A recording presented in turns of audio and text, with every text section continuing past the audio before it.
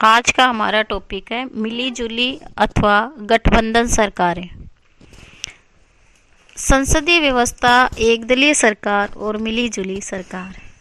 भारतीय संविधान द्वारा केंद्रीय और राज्य स्तर पर संसदीय व्यवस्था को अपनाया गया है। संसदीय व्यवस्था शासन की वह व्यवस्था है जिसमें व्यवस्थापिका और कार्यपालिका परस्पर संबंधित होती है। कार्यपालिका का गठन व्यवस्थापिका में से होता है और कार्यपालिका मंत्रिमंडल व्यवस्थापिका के प्रति उत्तरदायी होती है।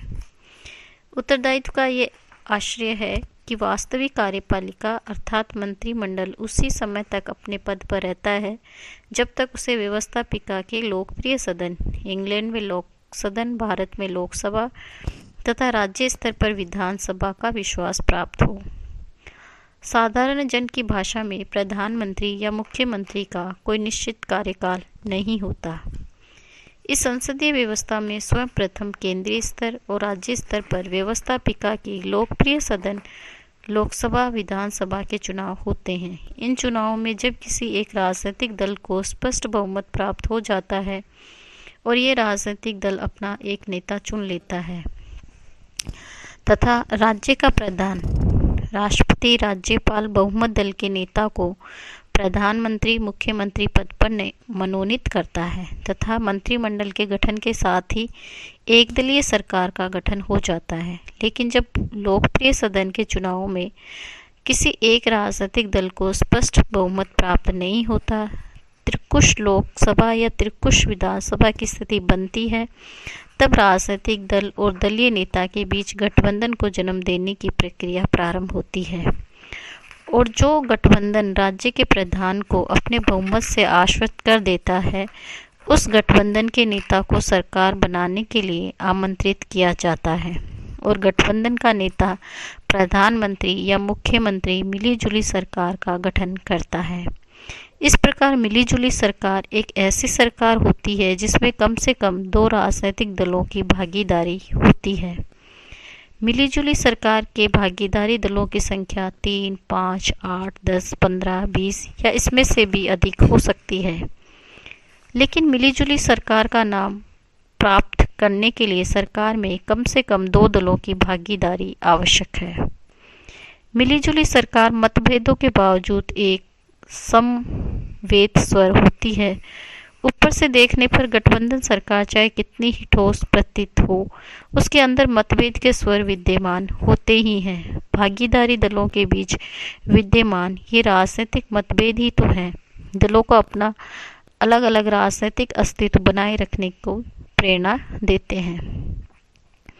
मिलीजुली सरकारें सम्मिलित की राजनीति का परिणाम होती है और विभिन्न राजनीतिक दल सम्मिलित की इस राजनीति को चुनाव के पूर्व या चुनाव के पश्चात अपना सकते हैं। चुनाव के पूर्व जो गठबंधन बनते हैं उनमें अवसरवादिता का तत्व कम होता है और साथ साथ काम करने का आधार बन जाता है। चुनाव के पश्चात और चुनाव से उत्पन्न स्थिति का सामना करने के लिए जो गठबंधन बनाए जाते हैं उनमें अवसरवादिता का तत्व अधिक अंशों में विद्यमान होता है और यही बात इन गठबंधन को कमज़ोर कर देती है।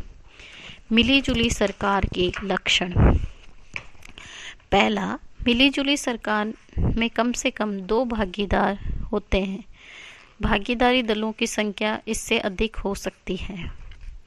भागीदार दल गठबंधन की राजनीति को कुछ प्राप्ति के लिए अपनाते हैं।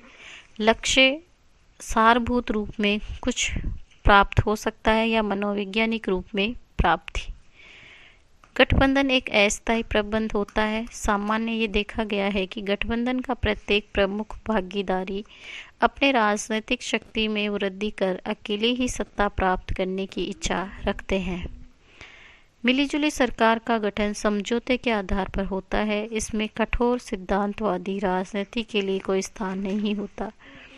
मिलीजुली सरकार ऐसे न्यूनतम कार्यक्रम के आधार पर कार्य करती है जिसे सत्ता में भागीदार दल अपनी विचारधारा की दृष्टि से आदर्श मानकर नहीं वरन समझौते की दृष्टि से अपनाते हैं। इस दृष्टि से मिलीजुली सरकारें यथार्थवाद पर आधारित होती है। मिलीजुली सरकारों की संकल्पना और प्रबंध में एक मूलभूत विकासशीलता होती है। ये विकासशीलता अनेक रूपों में हो सकती है। ये सरकार नवीन और चुनौतीपूर्ण स्थिति का सामना करने के लिए किसी विशेष राजनीति तकनीकी को अपना सकती है। इसके अतिरिक्त सहमिलन की राजनीति में एक राजनीति दल आज जिसका सबसे अधिक प्रबल रूप में विरोध कर रहा है, कल उसे अपना सहयोगी समझ सकता है। 1988 और 89 में जनता दल कांग्रेस को अपने सबसे प्रमुख विरोधी और भाजपा को कुछ सीमा तक सहयोगी समझता था, लेकिन 1996 और 97 के वर्षों में जनता दल ने भाजपा को अपना प्रमुख विरोधी और कांग्रेस को कुछ सीमा तक सहयोगी समझा। मिलीजुली सरकार या संयुक्त सरकारों के विभिन्न प्रतिमान। मिलीजुली सरकारों का कोई एक नहीं वरन विभिन्न प्रतिमान है। मिलीजुली सरकारों के कुछ प्रतिमानों का उल्लेख इस प्रकार से है, जैसे पहला, एक दल की प्रधानता वाला गठबंधन। इस गठबंधन में एक राजनीतिक दल की प्रधानता होती है और एक या अधिक छोटे राजनीतिक दल उस प्रमुख दल के साथ जुड़ जाते हैं। ये छोटे राजनीतिक दल सरकार के जीवन और कार्यक्रम को प्रभावित तो करते ही हैं, लेकिन नियंत्रित नहीं कर पाते। सामान्य स्थिति ये होती है कि किसी छोटे राजनीतिक दल के सरकार से अलग हो जाने पर भी सरकार बनी रहती है। मिलीजुली सरकार का ये प्रतिमान कुछ अर्थों में एक दलीय सरकार के समान आचरण करता है। विशेष रूप से ये स्थिति उस समय होती है जब मिलीजुली सरकार का नेतृत्व एक शक्तिशाली राजनीतिक व्यक्ति के द्वारा किया जा रहा हो। 1981 से 2003 के वर्षों में ज्योति बसु के नेतृत्व में पश्चिमी बंगाल की मिलीजुली सरकार इस प्रतिमान का उदाहरण था। लगभग समान शक्तिशाली दो परस्पर विरोधी गठबंधन। ये गठबंधन सामान्यतः चुनाव के पूर्व ही बन जाते हैं और राज्य की राजनीति इन दो गठबंधनों में बंट जाती है। केरल की राजनीति इसका उदाहरण है। केरल की राजनीति के दो गठबंधन हैं। प्रथम संयुक्त लोकतांत्रिक गठबंधन जिसका नेतृत्व कांग्रेस के द्वारा किया जाता है और द्वितीय संयुक्त वाम मोर्चा गठबंधन जिसका नेतृत्व सामान्यतः मार्क्सवादी दल के द्वारा किया जाता है। इस स्थिति में सामान्यतः जनता ही निर्णय दे देती है कि किस गठबंधन को सत्ता प्राप्त होगी। कुछ अर्थों में दो गठबंधन की ये स्थिति द्विदलीय व्यवस्था के समान कार्य करती है। निषेधात्मक आधार पर गठित अनेक राजनीतिक दलों का गठबंधन। ये अनेक राजनीतिक दलों का ऐसा गठबंधन होता है जिसमें भागीदारी दल किसी अन्य राजनीतिक दल को अपना सम्मान और शक्तिशाली शत्रु मानते हैं तथा उस शक्तिशाली शत्रु को सत्ता से दूर रखने के लिए गठबंधन की राजनीति को अपनाते हैं। इस प्रतिमान में सामान्यतः मिलीजुली सरकार के भागीदारी दलों के बीच समान राजनीतिक विचारधारा का तत्व नहीं होता। राष्ट्रीय सरकारें। गठबंधन का चौथा प्रतिमान राष्ट्रीय सरकारों के रूप में होता है। इसे राष्ट्रीय सरकार का गठन सामान्यतः राष्ट्रीय संकट, बाहरी आक्रमण अथवा कोई गंभीर चुनौती का सामना करने के लिए किया जाता है और राष्ट्रीय सरकारों में देश के सभी प्रमुख राजनीतिक दल सम्मिलित होते हैं।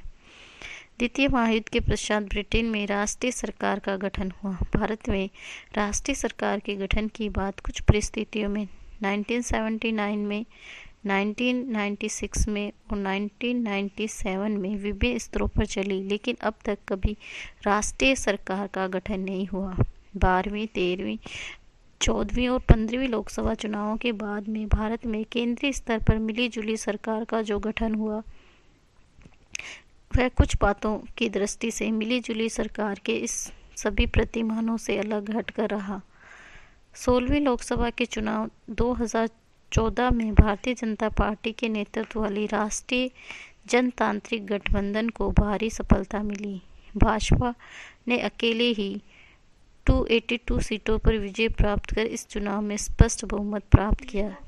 इससे उसे गठबंधन के साझेदारी की मनमानी व दबाव को नहीं झेलना पड़ा।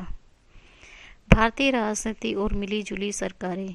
सामान्यतः ये सोचा जाता है कि द्विदलीय व्यवस्था में एक दलीय सरकार का गठन होगा और बहुदलीय व्यवस्था में किसी एक राजनीतिक दल को स्पष्ट बहुमत प्राप्त न होने के कारण मिलीजुली सरकारों का गठन करना होगा।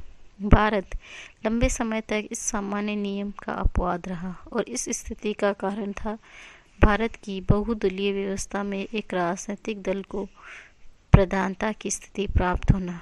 1947 से लेकर 1966 तक स्थिति यही थी। कांग्रेस को न केवल केंद्र वरन अधिकांश राज्यों के स्तर पर भी प्रधानता की स्थिति प्राप्त थी।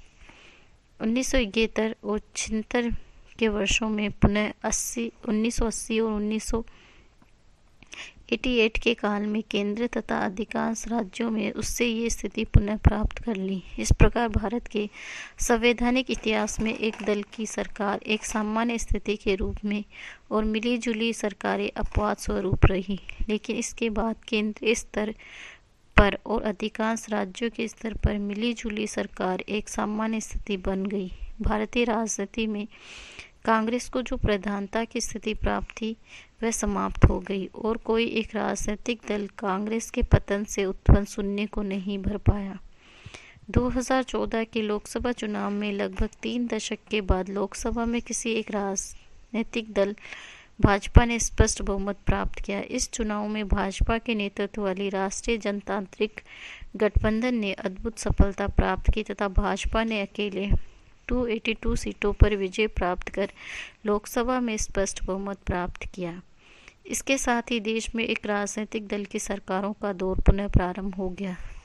भारत में मिलीजुली सरकार का अध्ययन 2 स्तरों पर किया जाता है, राज्य के स्तर पर मिलीजुली सरकार और केंद्र के स्तर पर मिलीजुली सरकार। आज के लिए इतना ही, धन्यवाद।